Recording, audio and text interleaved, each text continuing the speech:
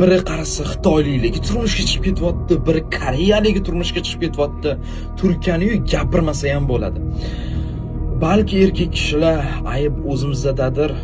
Ayollarimizni, o'zbek ayollarimizni qo'yib yuborayotganimizni, berib yuborayotganimizni ikki qo'l bilan men opqolaylik deb majburlab uni yetmayapman. Men aytmoqchi bo'layotgan gapim mana Dog'istonliklar, Chechenliklar boshqaga o'zligisi turmushga chiqqisi kelmaydi. Shunchalik darajada har bitta erkak kishi individual o'zini zo'r olib yuradi. Bizda ahvolni ko'ryapmiz, o'zimiz ham aybimizni, xatolarimizni asgina tan olaylik. Har kuni 3-4 ta ajrim bo'lmasa O'zbekistonda bo'lmaydi. Undan ko'p bo'lyapti o'zi. Balki xato o'zimizdadir. Borgan sari ko'ryapsizlar, boshqalarga turmushga chiqish, boshqa millatlarga turmushga chiqish ko'payib ketyapti. Men xohlardimki, ularni o'zligisi o'zbek ayollarimizdan o'zligisi turmushga chiqish xohlamasdan shu o'zbek erkaklariga intilsa-da.